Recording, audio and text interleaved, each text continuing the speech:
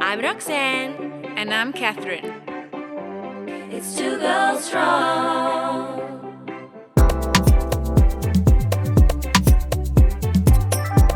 It's Two Girls Strong. Hi, everyone, and welcome to the Two Girls Strong podcast. Today is a very special episode. It's the Pride Edition, baby. Yoo-hoo! Happy Pride Month to everyone watching, listening. I feel very happy to be celebrating Pride Month with you. Yes. How are you feeling this Pride Month? I'm feeling a mix of emotions. Of course, joyful for my personal experience of queerness, being in a loving relationship with you, being able to be in a loving relationship with you, and create life together. It's just so wonderful. But I feel a heaviness this year with the change in the participation in Pride. Um, like a lot of corporates are not really supporting publicly. Maybe internally there's things happening. But I think it also just reflects the authenticity of those Pride Month campaigns and the lack thereof, actually. Yeah. What about you? Yeah, pride is a mix of emotions. I get what you're saying. Whether or not they're authentic, like there's a lot of people missing out on money, on that pride money in June. But yeah, also a mix of emotions because while I'm very happy to be celebrating and grateful for my experience as a queer person, there's a lot happening in the world, on our continent. That is, I guess, not reflective of the spirit of pride. And so, yeah, there's a kind of like ups, downs, and in betweens, which I think is like a perfect way to frame this episode, which is the highs, the lows, and the in betweens, right? Yeah, exactly. Yeah, that'll be interesting to explore. And it's like, it feels like it's not necessarily that it feels like it's not in the spirit of pride. It just feels like in the spirit of pride, we thought more progress would have happened at this stage. That we're not taking steps backwards, which is what I feel is happening. Yeah, and when I'm speaking about what's happening on the African continent, Ghana recently passed a bill criminalizing queer people, and that's really sad to see like another country on the continent take such drastic measures against personal freedoms. And then just in general, I think the world's attitude towards queer people, seems to be kind of taking a lot of steps back. Yeah. So while there is a lot to celebrate, because I think maybe in general we are also in a more positive place as the LGBTQIA plus community. It's also like there's like hints of things Yeah. not being progressive. And maybe just like actually tapping into the original spirit of pride as protest. I mean, like Yes. there has been a lot of progress, and we need to protect it and hold on to it and not take it for granted. Maybe, Yeah, exactly. Yeah, like while we're celebrating, like let's also mobilize. So, Roxanne, the highs, the lows, and the in betweens. Do you want to maybe start at the, I guess, a lot of people's genesis of their queer journey, which is coming out? Do you want to tell us a little bit about that? Like, tell us about it and what were the highs of the experience, the lows, and the kind of like the mid stuff that people maybe don't think about. Yeah, it's interesting because you're so right. And like we do almost like that's the origin story. But let me tell you a little bit, because in my origin story, I look back. Yeah. Right, I needed to look back at who I was. So when I was in first year, 18, 19 years old, I was in Res, so I moved out of home.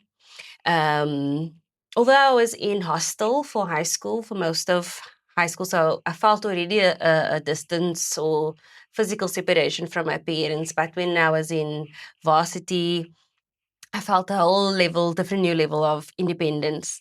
And I met my first girlfriend in Res, and we fell in love. That's all the story. It was a messy scenario. She had a girlfriend. I broke up with my last boyfriend ever, 2009.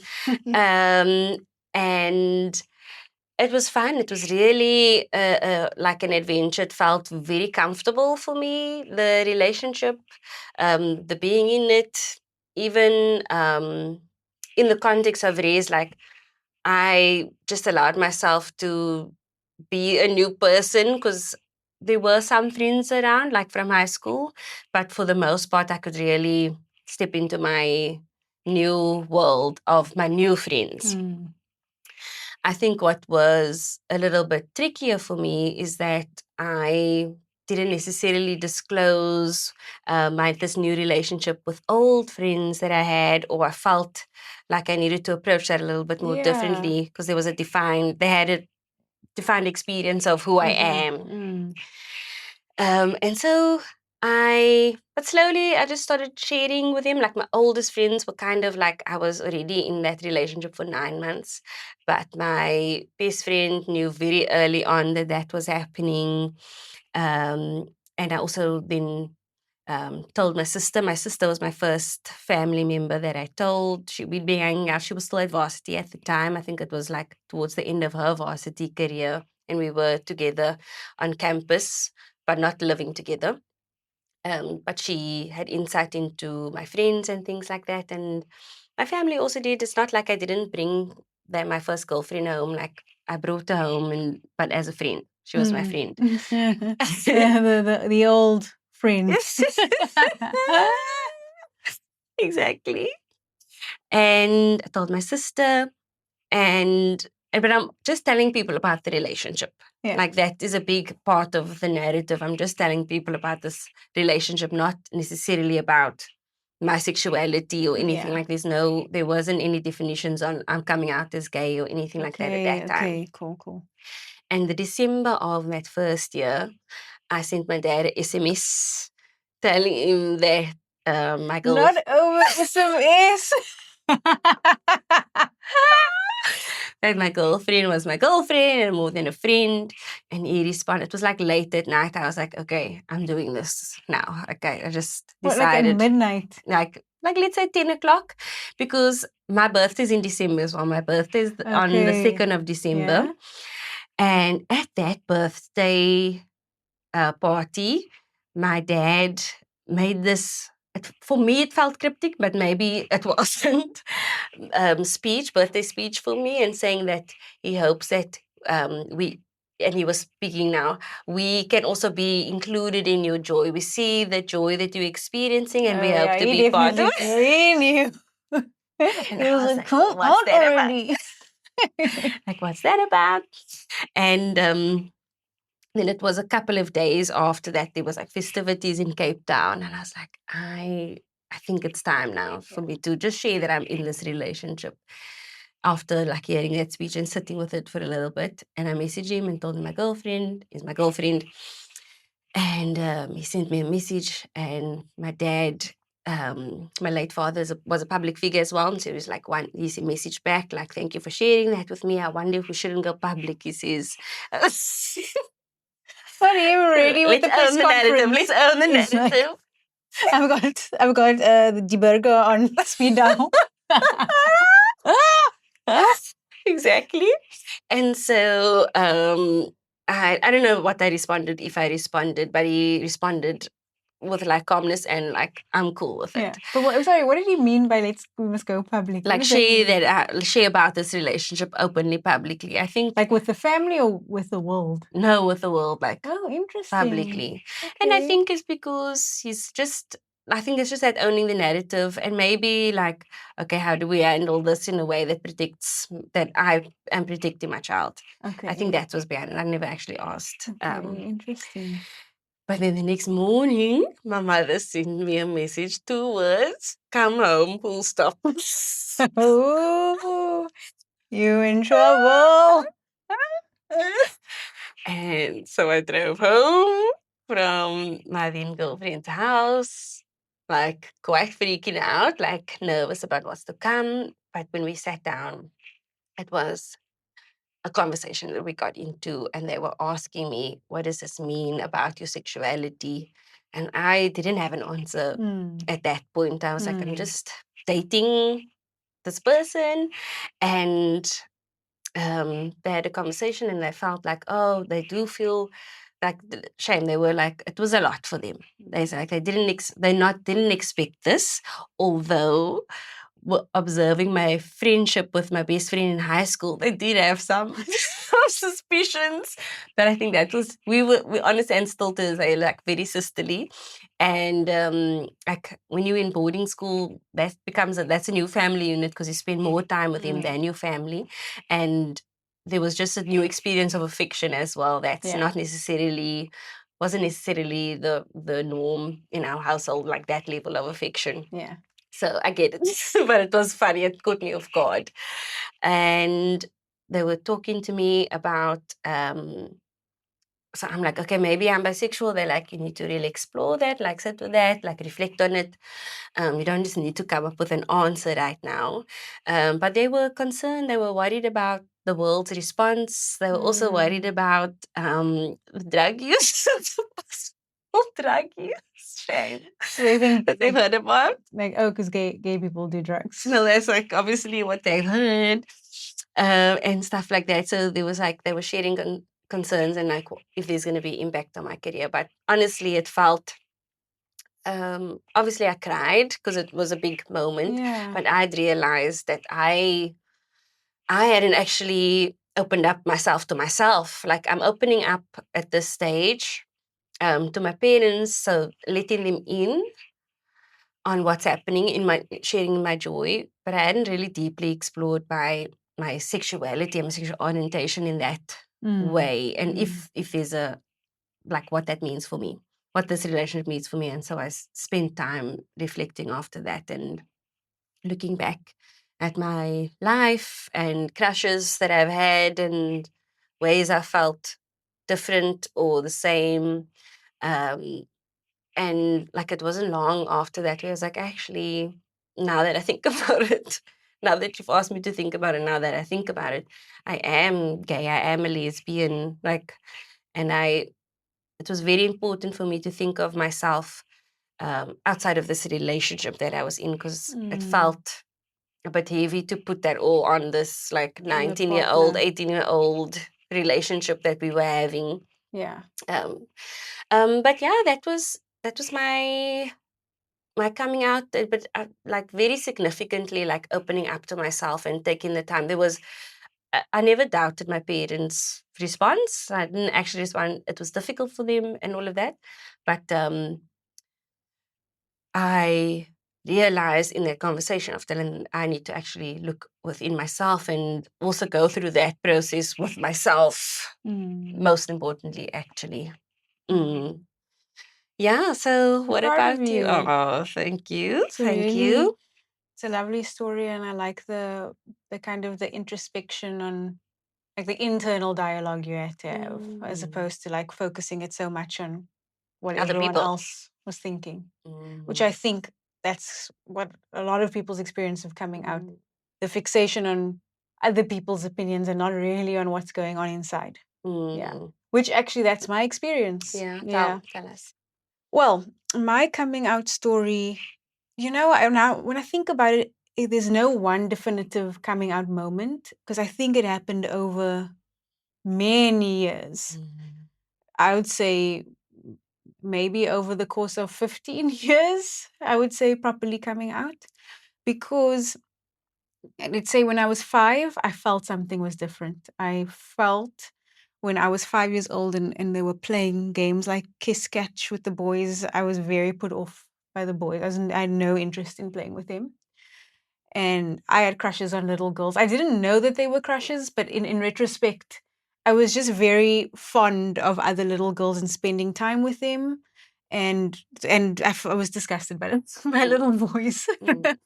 Not really like disgusted, but just not interested in their attention. And then the other girls were. And so I knew I was different because I had no interest in the attention the little boys were showing.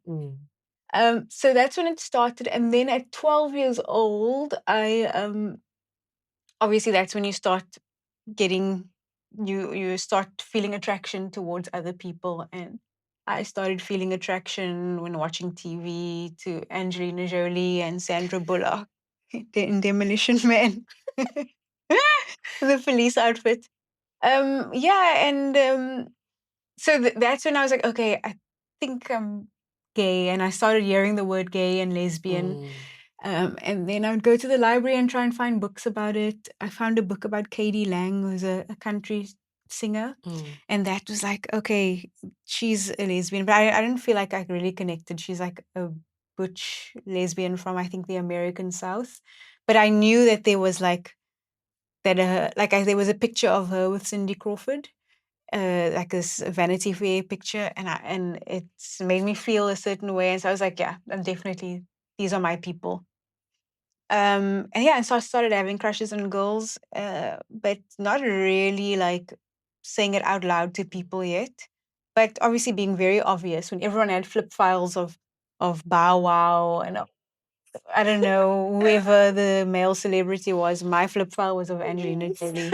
So that was like definitely a hint to everyone what was going on. And then when I was 15, it started to feel like quite overwhelming because I was starting to chat with girls on Mixit. And also being raised in a kind of like a very Catholic family. And also, yeah, just like in a Catholic environment where there's no conversation about queerness and it's like just not on the table. It's not something you talk about. And in a community where the only gay people you know are like they're referred to as morphe or whatever, or and not in a cute, fun way like the way queer people might say now to each other, but in a derogatory way. And it's just something to be ashamed of. Um, so that became really difficult for me because I knew I was hiding a secret that might disappoint my family. And so I held it in for a very long time, but it started to kind of eat me up inside. And I was very frightened of my parents' response because, yeah, I was just frightened of how they would respond. And eventually I was distracted by it. My marks started going down at school. And I think also the pressure came from always having been a good child, like a well-behaved, good child. Like I knew that what I was something that I'd been taught is so morally reprehensible. Like it was probably like the worst thing you could be, that it was very difficult for me to reconcile trying to be a good child and then being this thing. But at the same time, internally, I embraced my queerness. Like I was excited about being gay because I like girls. Like what's not to like? And the queer media I was consuming secretly, like the L Word and like reading those books. Like I thought lesbians were cool. I thought they were like the coolest, most badass women. Like yeah, I thought they were like the way they dressed. They rode motorbikes and they were just so like unrepentant and unapologetic, like just badass women. And that resonated with me. So internally, I was like, I'm a fucking dyke. But like, there's that. And then like being this good daughter and someone who's, yeah, church going person, girl who's like involved in all of these things, like an altar server and a reader and like doing like Sunday school, teaching Sunday school, like always doing the right thing. How do I reconcile those two identities? And yeah, so eventually my parents sat me down, and my dad actually asked me if I'm pregnant because I had I had withdrawn so much, and my parents couldn't figure it out. And as a trigger warning, it's a trigger warning, but I um, tried to harm myself a lot. I harmed myself a lot in my teen years because I was fighting so much inside with who I was. And my parents just couldn't understand what was going on with me. They could not understand. And so my dad sat me down. I was in the lounge with my mom and my dad and me. And my dad was like, Catherine, like, what is going on? Like, are you pregnant? Is that what it is? Are you hiding a pregnancy from us? So I think in the community I came from, all the other teenage girls, I think like most of them, I would say, the kids I grew up with were or the girls are by 16, most of them had babies. So I think my parents thought that must be the thing. And then I was like, no, I'm not pregnant. I'm gay. And my dad was very loving, and he held me, he gave me a hug, and he was very kind. And he told me, actually, because my dad worked as a childcare worker, and he said actually like the week before they had a course at the work about queer people, and so it was just like in the right timing that I had come out, because he had just done like a workshop on queerness, which I think really softened his reaction to me. My mom, on the other hand, did not react well at all. I think I can't say what she felt, but her reaction to me was quite hostile and hard. Like, she screamed at me, and she went into my cupboard and took out all my pink stuff and threw it on the floor. It was very difficult for my mother. And I think she very quickly regretted the way she reacted, because she told me that night that she was on the phone with one of her very close friends. And a friend said, "You know why Catherine's been acting like this all the time? Why she's been withdrawn is because she was afraid of your reaction, and you gave her exactly what she feared." And my mom came into my bedroom that night, and she held me. After she had that bad reaction, she held me, and she apologized for her reaction. And then over some time, yeah? What was that moment like for you? Because you mentioned that it was difficult for her, but Yeah. what was It that like for was you? it was a little bit comforting.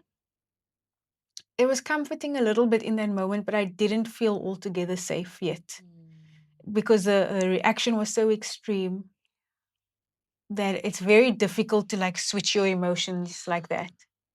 So it took some time, and it also took my mom some time. Like, even though she apologized, it took her a long time, because I'm her only girl. She has 4 sons, and I'm her only girl, and she had very like solid ideas for the kind of woman she wanted me to be. And I was not any of those things. I think she had superficial expectations of the kind of woman I would be, but I think at the core, I am very much the woman she wanted me to be. But like, in terms of like finding a nice man and getting married and having a white wedding and like having kids and doing all those types of things, like I'm sure she imagined that for me. And I was like ripping that away from her. And I think she wanted that. She wanted to have that experience with her daughter. But over time, like, she really grew to defend me, and to also like question her own stuff, because it was really a difficult process with my family. It was like, I don't feel like I came out on my own. It was like a family thing, because then on top of that, the kind of church I came from, I would say, is marked by a lot of judgment. Like, I never felt like it was like a safe space. I felt like it was a place where people say that they're Christian, but they are really there to judge. What are you wearing? How do you speak? What kind of car do you drive? What your children do? Yeah, what do your children do? Like honestly, like, I'm gonna be very honest. That was my experience of that spiritual space. And so to have to come to terms with queerness against that was also difficult, because I got a lot of um not even pushback, but like, people treated me really badly at a young age. I was 15 years old, and they would say horrible things, or do horrible things, get in the way of church systems. You being part of it. Yes, and so that happened when I was 15, and then when I was 19, I was leading a church youth group, and I got kicked out because I was gay, and that was really heartbreaking, because I was devoting myself to things that I thought were good, and like, this thing about me, I can't participate. And yeah, and through it all, like, my parents stood by me, and my mom stood by me, and I know it was difficult for them, because it made them have to question a lot of their own belief systems, and also have to think about what is more important to them. The love, is their love conditional? Are they going to throw me away if I'm gay?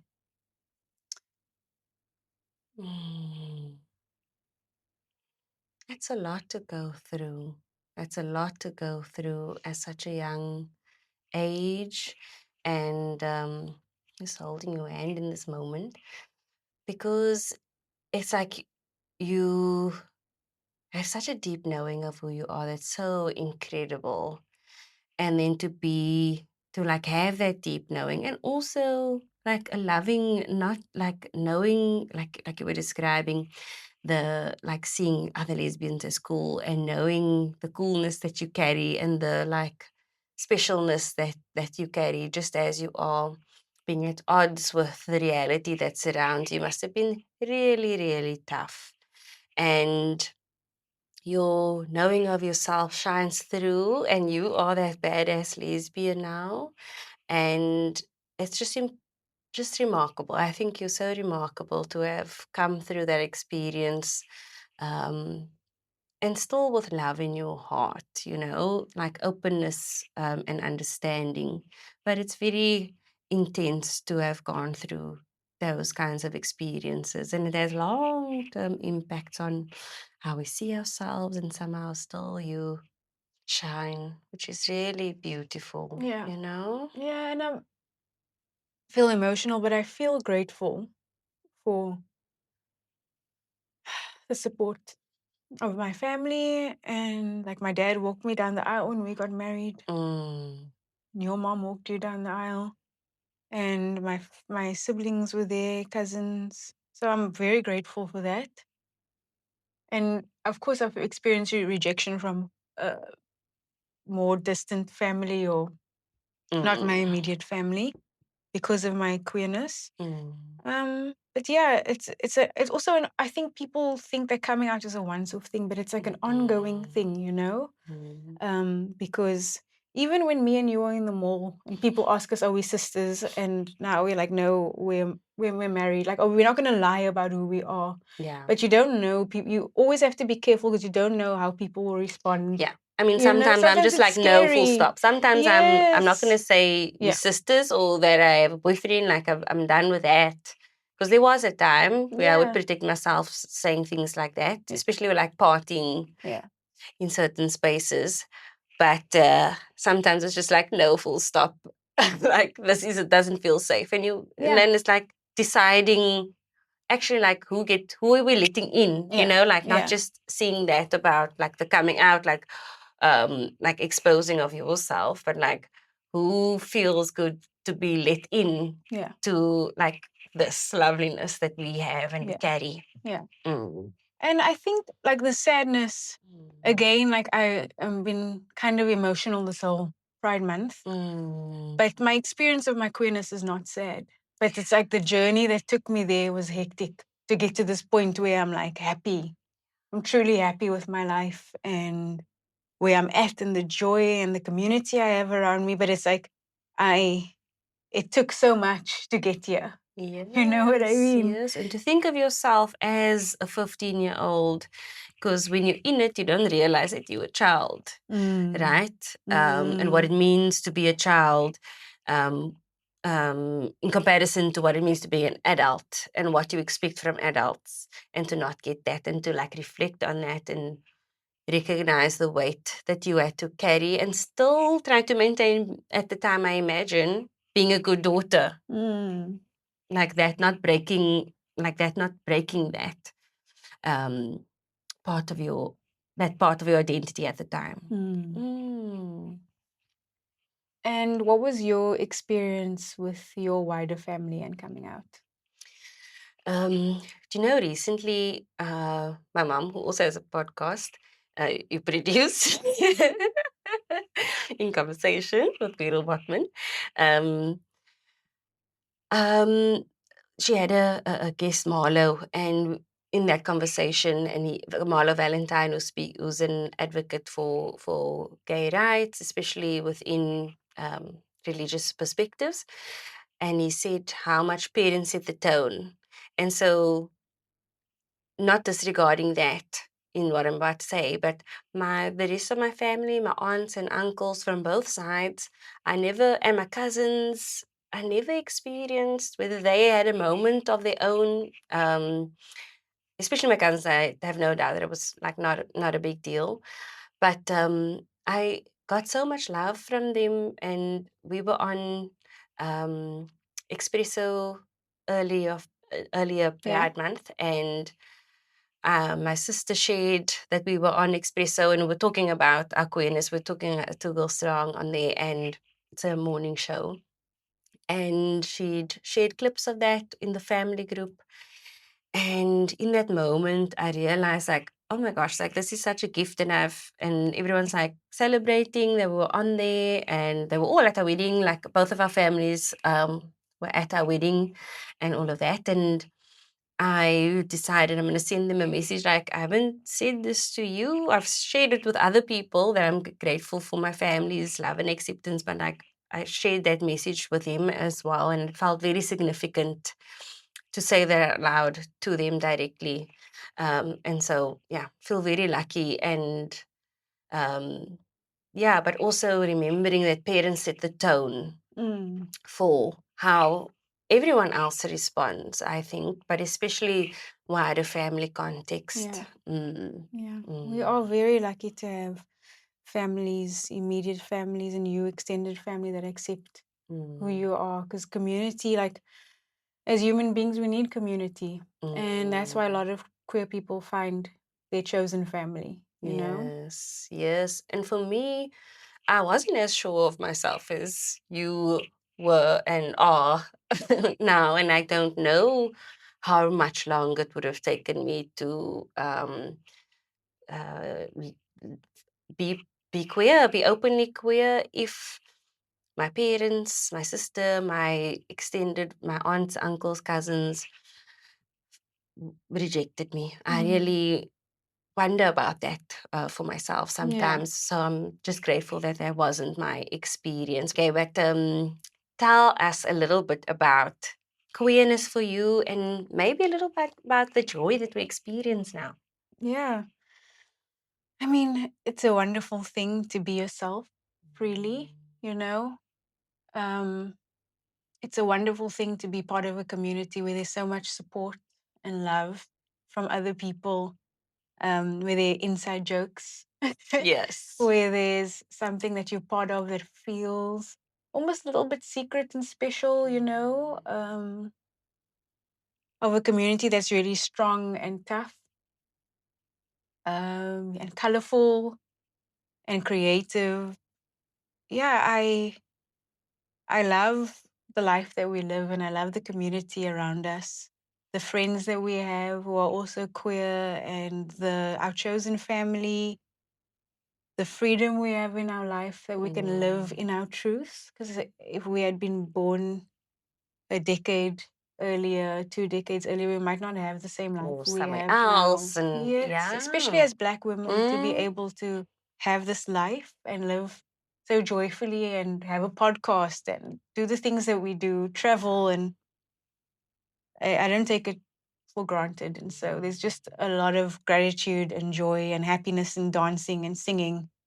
I think that's why gay people love to dance because we're just so happy that we get to be who we are in those spaces. It's like, what do you do when you're happy? You dance and you sing. You know? And you dress up. Yes, because you get to be yourself for one day.